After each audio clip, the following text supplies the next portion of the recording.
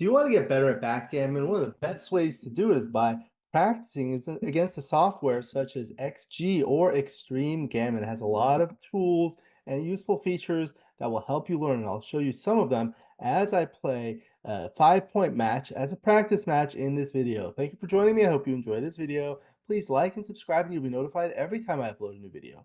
Let me know what you think in the comments below, what you'd like to see in future videos, and I'll work on it. If you love backgammon, you can become a member of this channel, giving you exclusive access to the most popular videos. My book, Backgammon Backgame Strategies, is available. There's a link in the description to where you can get it. And if you're interested in lessons, please contact me via email. My email address is also in the description. Again, in this video, I'm playing a 5-point match against XG. I'm playing on a beautiful Bob Zavrol board. He makes beautiful boards and he's an outstanding player based out of Chicago. The XG board is made by Rain. He makes beautiful XG boards. There's a link in the description to where you can get it. I'm playing the yellow checkers at the bottom, XG the red checkers at the top, bearing off on the right. And here we go. 4-2, good opening roll, makes the 4-point. Double six is a great reply. Makes both bar points. 4-2 again. Steps up. 5-2 is good. I get the safety and hit. I don't leave good sixes from the bar. So just like that, sixes play poorly. Up by 25 pips. I only have a 1-point board against a 2-point board. I do have an additional outfield point. Still have this to come bring home. 3 blots in here, but not a lot of great rolls that just do a lot because I would have to like get like a double three followed by a dance. That would lose my market. Just have to roll here. So 6-1. I could also play 6 and 1. This does a lot. This does duplicate the 3, like 3-1 and 3-2, and then other threes that anchor. I think I like this, and it leaves builders on all the points. See, like the 4-3 is awkward. 5-4. Okay, so I'll come out. Lots of blots. See that 3-1 couldn't make the 5-point. 6-5 comes in and out. 6-3 will come around and hit. 5-2. Okay, so I can come in and hit there, but I don't think I want to with that stronger board. Just bring one down. I'm ahead in the race. 6-4 will make the point on head. Double one. Okay, so 1, 2, 3, and then just keep the builders spread out like that. 6-5 makes the 16 point. Now 3-1 can't move the back checker. There's the 3, and then I'll just play the 1 there. 5-1 can make the 3-point. Okay, 2-1. So I'll cover, and then I'll bring the spare checker to the 6-point. That's usually very valuable. So now I need a 6-1, 6-4, or 4-3. 6-3 doesn't do it, but I might have to run anyway. What's the alternative? Play like this? I suppose I can play like this, not leave too many blots,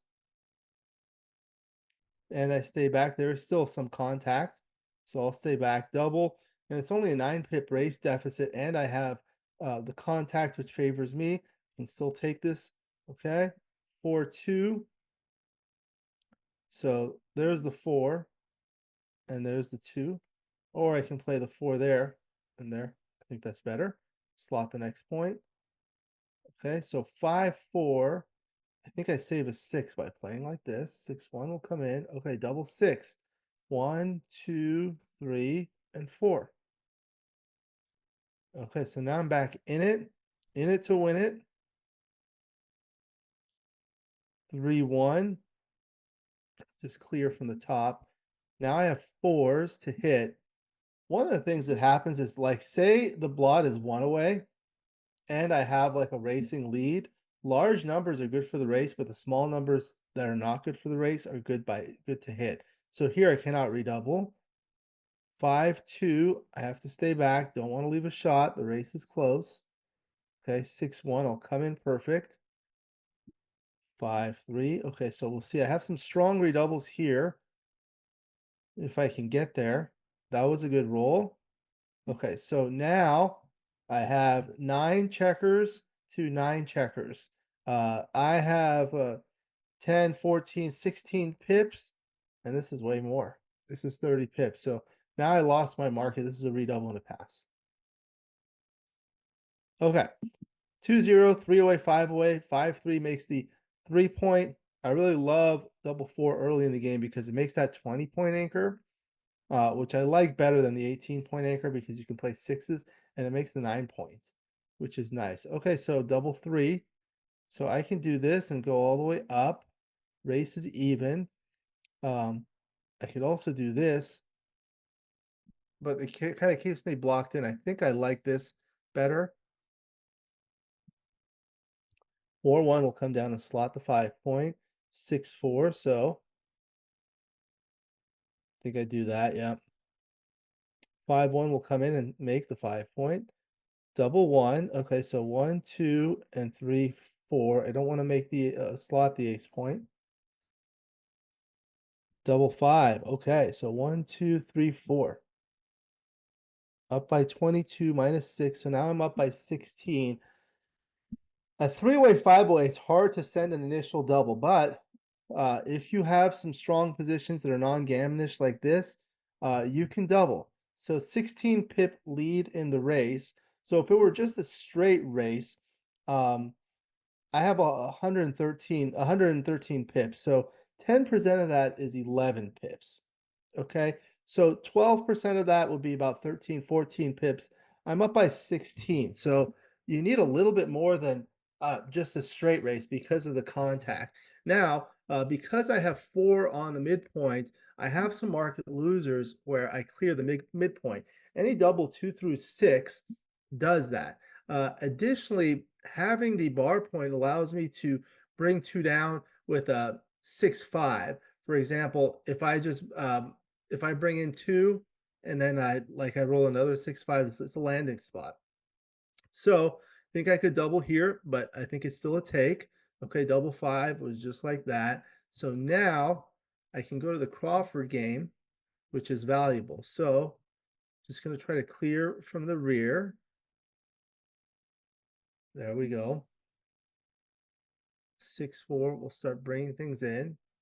Okay, now I don't want to do this. It gives me a bad double 6. Oh, but I can't do this either. Okay, so I'll just do like that. Okay, so now double 6 would leave a shot. 6-5 does not. So I could do this, which prepares to clear, or I can actually clear a point, which may be better here. Okay. Double 3. Okay, 4-3. So there's the 4. And I'll play like this so I don't leave a shot with double 6. 4-1 will make the board, or will come in. Okay, 3-2. Close it. So if he comes out, so now I have a bad 6-3 or 6-1. 5-4 is good. Okay. And this should be straightforward. If you double click the checker tray, if you can take one checker off with each of the dice, it will do it for you. So that's what I usually do there. Just moves it faster. So no gammon. Crawford game is a valuable score to get to, so you try to get there.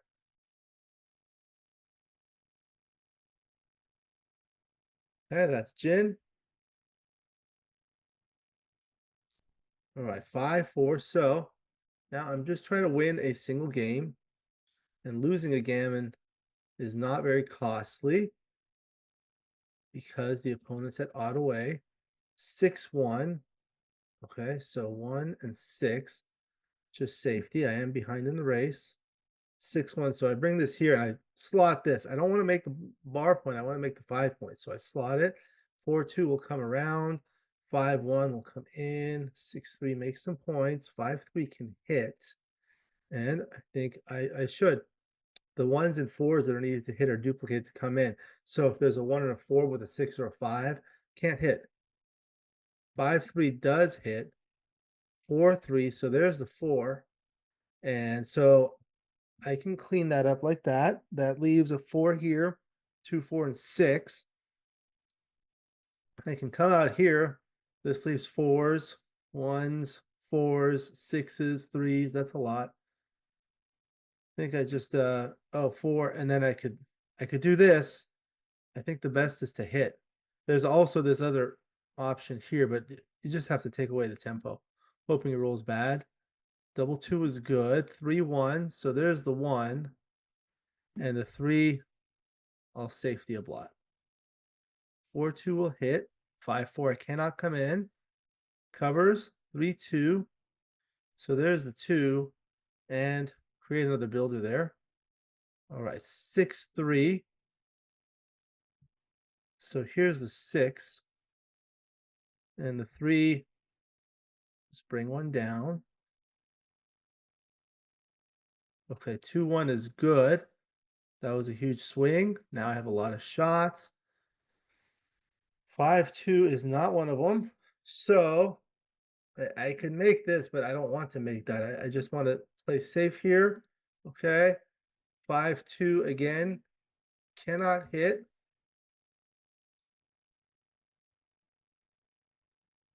3-2. Think I just play safe. Gonna need a 5 there. Double 5 works. 6-4 is great. 6-3 cannot come in. Now 4-1. So I can make this point, or I could just go like this. So this doesn't leave the 6-4. This does leave a 6-4. Makes a solid 5 prime, but it's going to be hard to extend it here. I'll just play like this, safe. Okay, 6-2. Now I come out and bring a builder here. It's always nice to have a third checker on the 6 point here because this is an active builder. So, for example, I'd be willing to break the 8 point to make the 4 point with something like a 4-2 or a 6-4. However, here I wouldn't be willing to break the 6 point to make the 4 point with a 4-2 or a 6-2. Okay, so always remember that you don't like checkers over here when this 6 point is stripped. So now I'm just trying to close the board and just play safely. I'm behind. So I need to contain a little bit. Double 6 is great. 6. And just keep the spare checker spread. Double 2, 1, 2, 3, 4. If I'm hit loose, it's not a big deal. 6-4 is good. 6-4 again. Okay, so now I'm a huge favorite. 5-2. 6-3.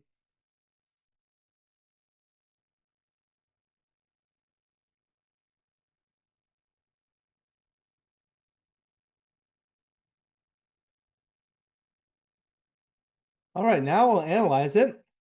And it's really important to study all of your matches, so if you made any errors, you can learn from it. And sometimes I go through all the moves because sometimes if you didn't make an error but you were uncertain of it, you want to make sure you get those too. First, a brief XG tutorial here on the left. After you analyze the match, you can see at the top, you can see the game. So you can select the game 1, 2, and 3. And then you can see the analysis for all of these, and you can scroll down. At the bottom, there's 2 tabs here, move and summary. Summary will show you everything here, the errors, the blunders, the equity, doubles, blunders, takes, blunders, total equity, luck, and jokers, which I don't really pay attention to, and your PR. Now, the move here, under the move tab, it shows you all the possible moves, and you could scroll down and see more of them here. This was for the first roll, the 4-2, 8-4, 6-4 is the correct play. You see this because this is rolled out in the opening book. So this is correct. This is the resulting equity, which is plus 0.178. And then here you see 6 sets of numbers. The first 3 have to do with your wins. The second 3, your losses. So these are the single wins, gammon wins, and backgammon wins. And then the single losses, gammon losses, and backgammon losses. Okay, and here, there are several levels of analysis that you can look at. You can select the icon with the 2 red bars. This is 2-ply, 3-ply. This is the XG roller, which it looks a little further forward ahead. 4-ply, so it looks 2, 3, or 4 rolls ahead. And then there's the XG roller plus and XG roller plus plus, which it does a truncated rollout, which means it plays the game out many times, but it stops after a few moves. And you can do a full rollout to allow it to play this game thousands of times, usually 1296 times. If you hover over one of them, you will also see a pop-up window, and it'll give you some additional information, specifically the cubeless equity at the bottom. There are 3 radio buttons here: initial, arrow, and final. So if you look at this, the initial, when you have the initial radio button clicked, it will show you the initial position without any checkers being moved. If you click the arrow, it'll show you arrows to where the checkers moved based on the selected play. So if you pick a different play, it'll show those arrows. Now, if it's an error, it'll be in green, and if it's a blunder, it's red. Okay, and then final will show you the final position after the move has been played. So let me see if I can find one here. uh, Here you can select an error, which is green, and that'll show the green arrows. So you can change this error threshold by going to options and settings. You'll see this pop-up window under main settings. You can change the threshold for an error or a blunder, and you can change the color. So for example, if you're a beginner, I would do maybe a threshold for errors at 0.05, and then the threshold for blunders at 0.1, and then you can hit the apply. You can also change the color to any color you like. Okay, and then I usually just do the default, so I'll click default, hit apply, and go back. Okay, so I'll go through all the plays and I'll put it on arrow. So the double four, excuse me, the 4-2 makes the 4 point, and the double six was straightforward. And the 5-2 was good because it allows me to abandon the anchor, which is kind of what I want to do, being ahead so far in the race, while safetying one and putting the second one on the bar. The other thing is the final position results in this, so I'm not leaving good sixes from the bar. That's something, again, you learn from Dirk Schieman's book, To Hit or Not to Hit. When the opponent has a checker on the bar, the opponent cannot come in with a 6 here. So you don't want to give them a good 6 elsewhere, because that'll make 6-5, 6-4, 6-3, 6-2, and 6-1. That's 10 numbers, good hitting numbers. Here, it's only 5-4, 4-3, 4-2, 4-1, and double 4. So that's 9 hitting numbers, okay? So it's fewer shots, okay? Then the next one was a 6-1. So I discussed this. I wanted to create a builder here, a spare checker, and just slide over one. And then I was hit, the 5-4 was just come in and out. And then I was hit again, 6-5, again coming in and out. And the 5-2. Okay, it liked this one, but these were small. When they're within 10 millipoints, I don't make a big deal of it. Okay. Double one was great. Come in, make the 5 point, and just slide. Okay. 3-1 was not good, but I slotted the next point and slid 6-5. 2-1, make the point, and then bring that builder onto the 6 point. And the 6-3, it liked just breaking the point, resulting in this position. Okay, some builders there. Now the doubling decision, and you can see it's a small double, but a very comfortable take. So red's winning 70% of the time with 12% gammons. So one of the things you can do is look at dice distribution. So analyze dice distribution, or hit Control Alt D. And you'll get this pop-up window here. The first thing I do is I click the icon with the most red bars. So it starts at first roll 2-ply, second roll 1-ply. And when you click on this, it'll think for a minute and then show you first roll 4-ply, second roll 3-ply.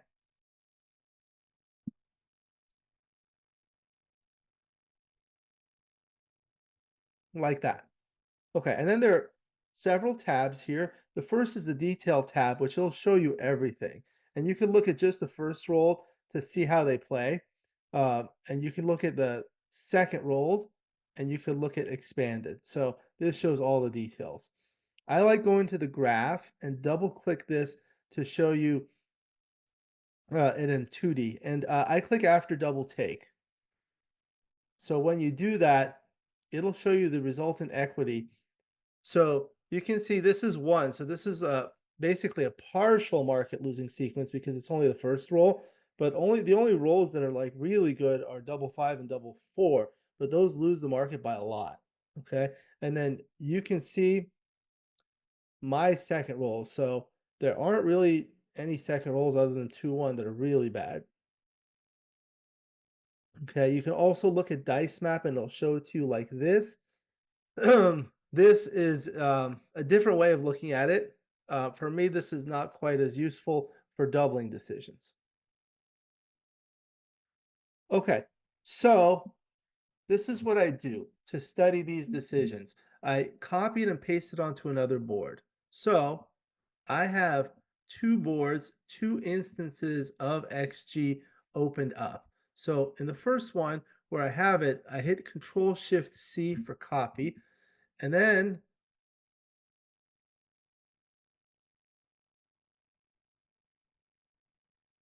I go to a new board and I paste it. It'll say the current game is not saved. Do you want to save it now? No. Okay. So now I have it on the new board, and what I can do is modify the position.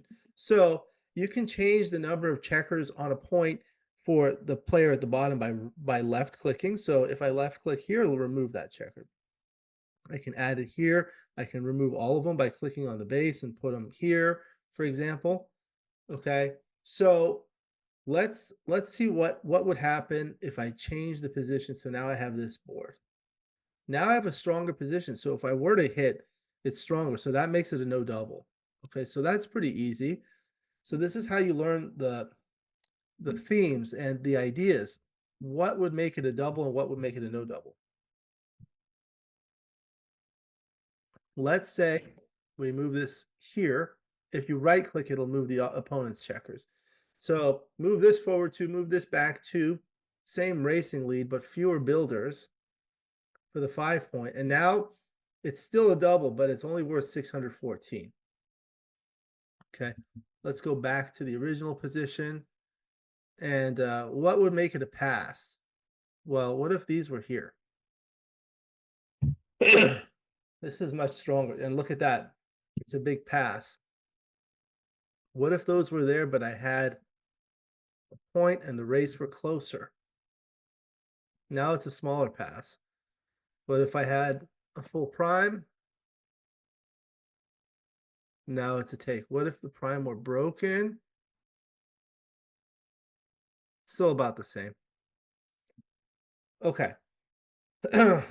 Now, here's the other thing I do. I change the score. So first thing I do is I look at it for money because this will teach you a lot about match strategy. Here for money, it's about 751. At the score, it was about the same. Okay, so let's go to the match, and let's say red is leading 4 away, 5 away. Now it's going to be stronger. You see that? That's almost a pass. It's because getting from 4 away to 2 away is huge. So you can look at the match equity table by going to Analyze Match Equity Table or hit Control Alt T. Then you get this table here. Okay, so here, starting at 4 away, 5 away. So red is on roll. 4 away, 5 away. So basically what happens is if you win 1 point, you get from 4 away, 5 away to 4 away, 3 away. So you go from 58% to 65%. That's a gain of 7% in match winning chances. But the difference between 4 away, 3 away, 3 away, 5 away, and 2 away, 5 away is here. So you're going from 65 to 74. Okay, so that's 9%. Okay, you're only gaining 8% from 58 to 65.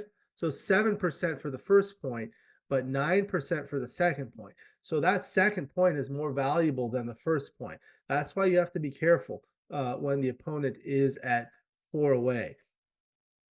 Okay. So that's another tool you can look at on XG, very valuable, and you change the score, modify the position. This is really where you learn. People ask me, well, how can you learn from XG because it does not speak with you? This is what you have to do. You have to come up with an experiment.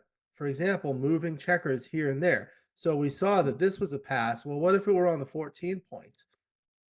Well, let's look at that. And this is not the same score. This is different score. So let's go back to the original score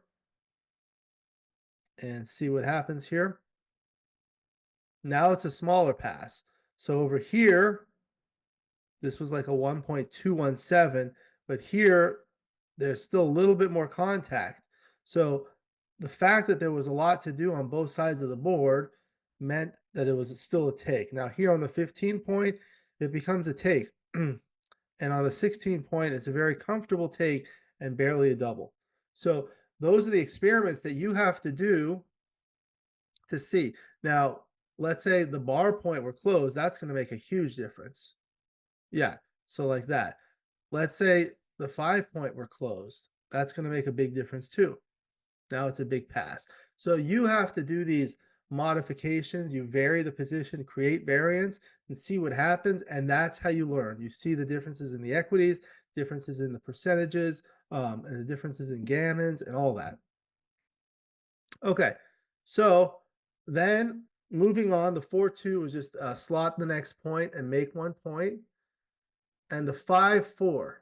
So it preferred this, which results in this position. So the idea is here, I lose a crossover. Here I save a 6. So if I roll a 6 next, I don't have to break the midpoint. But here I was afraid to break the midpoint. But red's going to roll something. And if I were to get a fly shot, I don't have a blot on the board here. But here, now, if I get a fly shot, I have to worry about the blot on the board, and red's going to be able to hit much more comfortably. So this is the final position after the top play. This is the final position after the selected play, play B. This is a dice distribution diagram I've created from the data in XG. So this shows, in the panel on the upper left, it shows an equity heat map for play A, the top play. So this is my resulting equity after the opponent's next roll, double 1, 2, 1, 3, 1, and so forth, with an average column on the right. The panel on the upper right is the exact same thing for the selected play, play B. These are on a color scale from blue to red. Blue is good, red is bad. The darker the blue, the better. The darker the red, the worse. Now you see, even though this is blue, the equity is negative because I'm in a bad situation no matter what. But the darkest blue is about negative 0.35, which is as high as it gets. The panel on the lower left shows the equity difference. So it shows swing rolls. What it does is it takes the equity value in a given cell on the upper right and subtracts that from the equity value in the corresponding cell on the upper left. So in the bottom, blue favors play A, red favors play B, and the intensity is designated by the darkness. It's also plotted here. So here you can see 6-2 is a big one. And the other one is 6-3. So going back here, a 6-2 would hit loose with a blot on the board here, but here it would hit loose without a blot on the board. So that's better. And this one shows all the other rolls. So 6-2 is a big swing, and play A and play B, they hit both, but in play B, there's a blot on the board. Here, after play B, the opponent can afford to hit loose on these rolls with 4s because of the blot on the board, but wouldn't do so with these. So you can see the second rolls here, or actually that you can see how they play here. This is a second roll equity heat map. It's the same thing, but it shows my rolls next. So you see all the 6s are much better, like especially 6-2 and 6-5. So here, should I not be hit, 6-2 would be good here, but not so good here. So the idea is, if red plays like a 3-1 or a 3-2 or something like that, or a 5-1, breaks this, now the 6-2 can hit here. But if I do the same thing with the 6-2, I leave a blot in the board. So that's the idea. Don't want to leave the blots in the board. Okay, so that's a good learning opportunity. The double 6 was a great roll, and the 3-1, and it was pretty much smooth sailing here. But I still did have to play safe. These were close. The 5-2, I had to play safe and broke the contact. So I rolled a 6-1 and then a 5-3 and the 6-5 there. And then here before, this was not a double at all.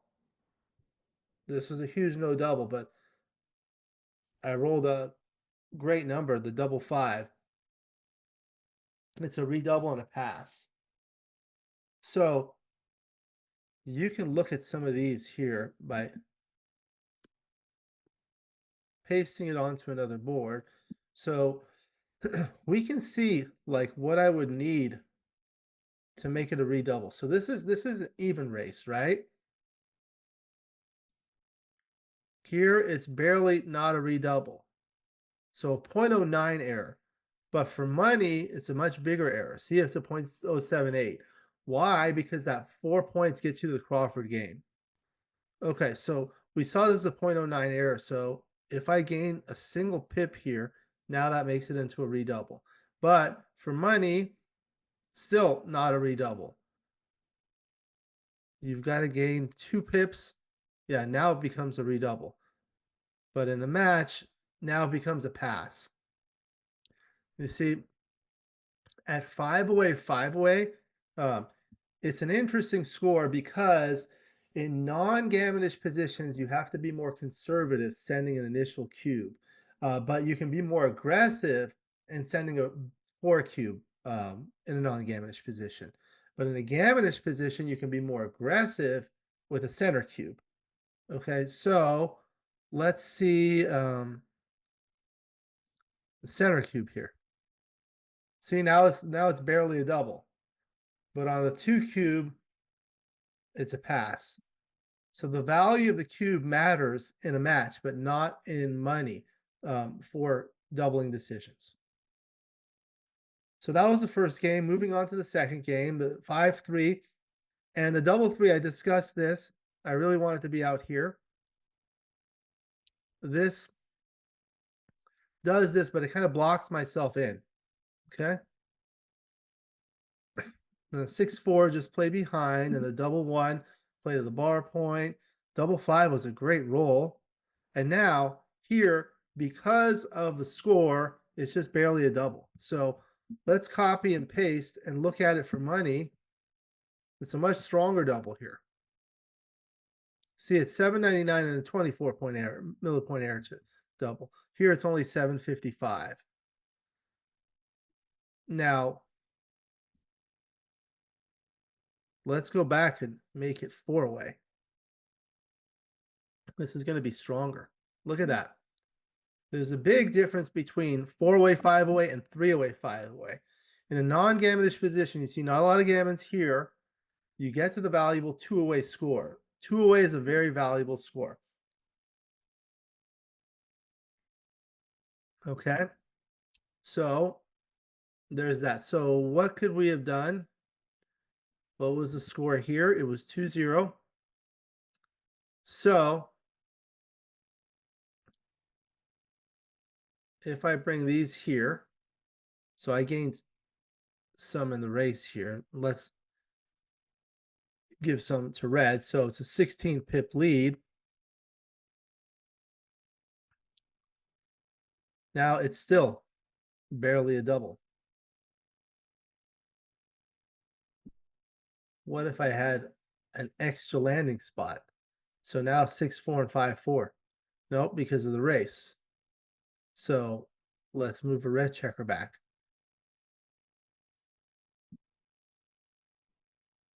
Now it's a stronger double. So that's the idea. Okay. And going back, so let's bring it back 6 pips and bring this one back 6 pips. Now with 5 on the midpoint, it's not a double. You see? Because there are no market losers. You can see the dice distribution. After double take, double, and then double click this. See, after double take, there are no market losers or greater than 1. Okay. 0.2%. So that's only really like double six followed by like 2-1 or something like that.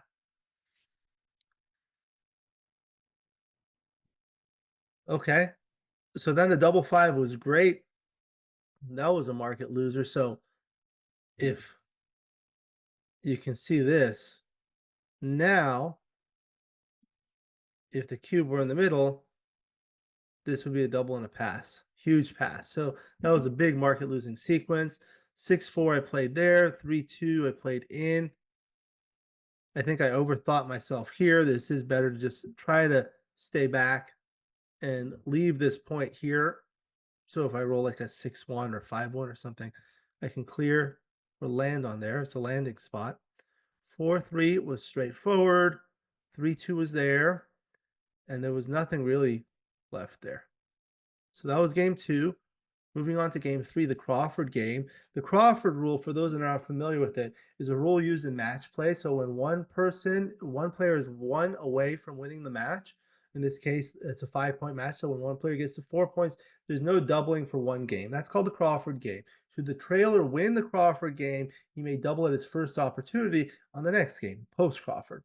So just split here. Now at the 5 away Crawford score, you don't worry about losing gammons.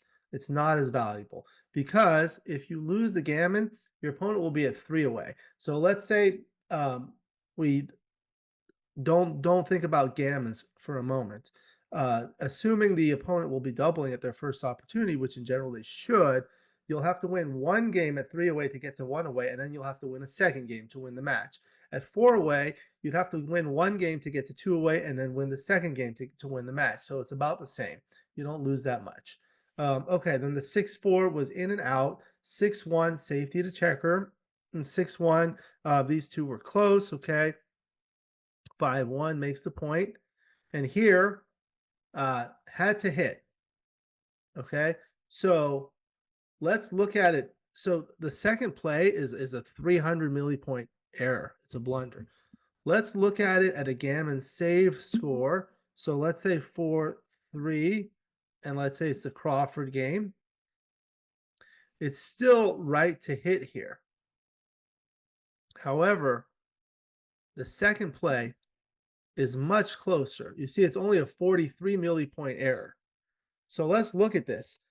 In the original position, the top play wins more games, but it loses 24% gammons to only 8.9.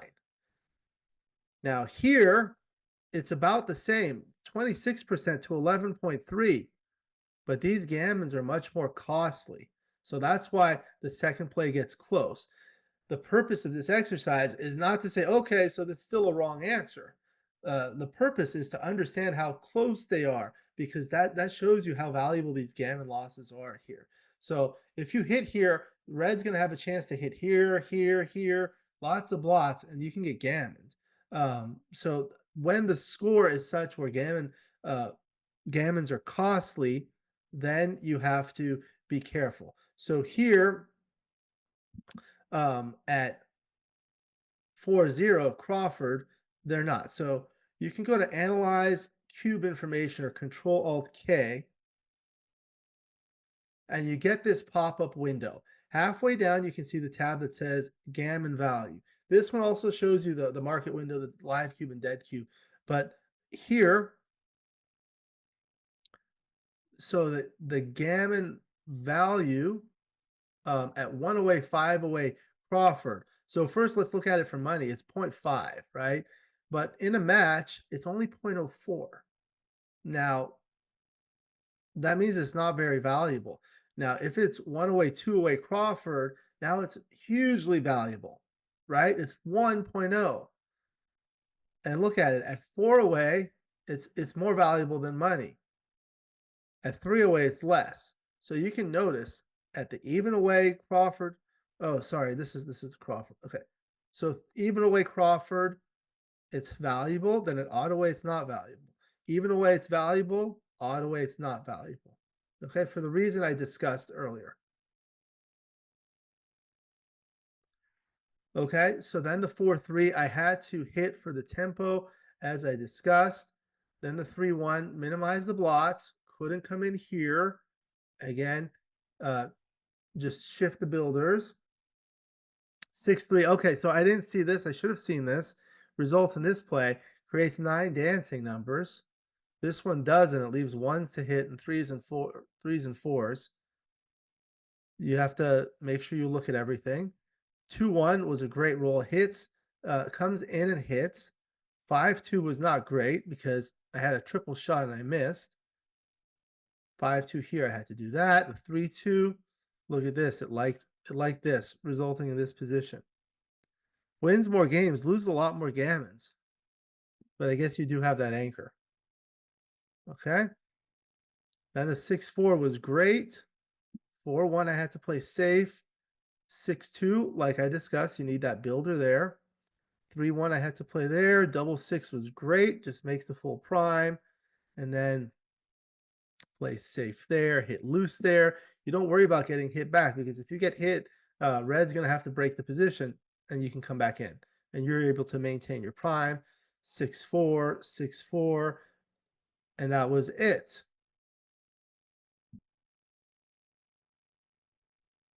So here you can click match or game to change what it says here. Okay, so that was an interesting match. Always something to learn. This is great practice. It's a great way to learn. You play the match; it's automatically transcribed. That's why it's really nice to play against XG. If you play a match in person and you want to analyze it, you have to record it on a video camera, then transcribe it, and then you can do all this. But with XG, you just do it automatically. It does all of it. So it's very valuable, very time saving. The other way, it's very time consuming. And I showed you a bit of a tutorial as to how to use XG and all the different features, looking at dice distribution, look at the match equity table, look at the gammon value. Modifying the positions is one of the most valuable things you can do. This is a thought experiment that you have to do. You modify the position, you modify the score, you see what happens, you see what are the market losers, you see what are the non-market losers. These are extremely valuable tools in XG that help you learn and improve. I highly recommend it. Thank you for joining me. I hope you enjoyed this video. Please like and subscribe, and you'll be notified every time I upload a new video. Let me know what you think in the comments below, what you'd like to see in future videos, and I'll work on it. And if you love Backgammon, you can become a member of this channel, giving you exclusive access to the most popular videos. Again, my book, Backgammon Backgame Strategies, is available. There's a link in the description to where you can get it. And if you're interested in lessons, please contact me via email. My email address is also in the description. I look forward to seeing you in future videos, and until then, keep rolling your dice.